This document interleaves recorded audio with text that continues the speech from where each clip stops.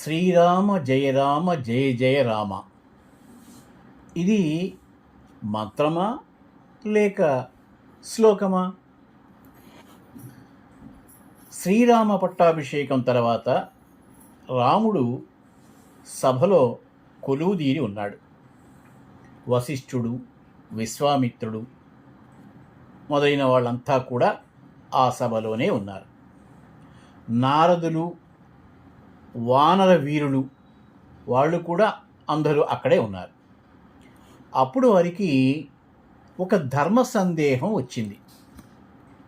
భగవంతుడు గొప్పవాడా, భగవన్నామము గొప్పదా అని సందేహం వచ్చినప్పుడు వాళ్ళు ఎటూ తేల్చుకోలేకపోతున్నారు. ఆ సమయంలో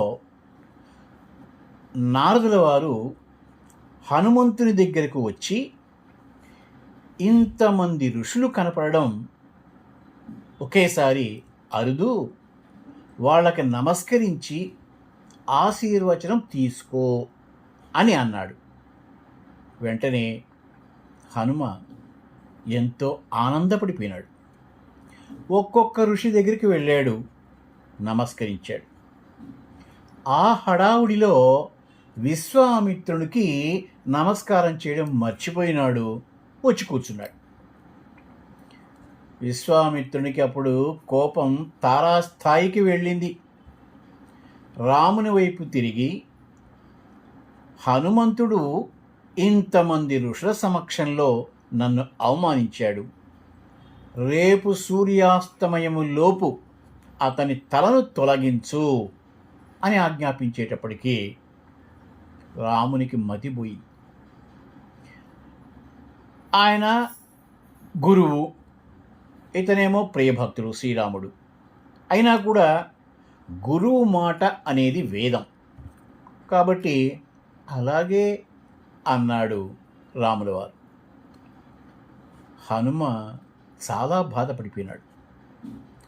నారదుల వారి వద్దకు వెళ్ళి, మీరు చెప్పినట్లే చేశాను కదా, ఇలా అయిందేమిటి అనేటప్పటికీ నారదుడు, నీకేం భయం లేదు హనుమా, రేపు బ్రహ్మీ ముహూర్తంలో సరయూ నదిలో స్నానం చేసి శ్రీరామ జయ రామ జయ జయ రామ అనేటటువంటి త్రయోదశ అక్షర నామాన్ని, ఆ మంత్రాన్ని జపిస్తూ ఉండు చాలు అన్నాడు.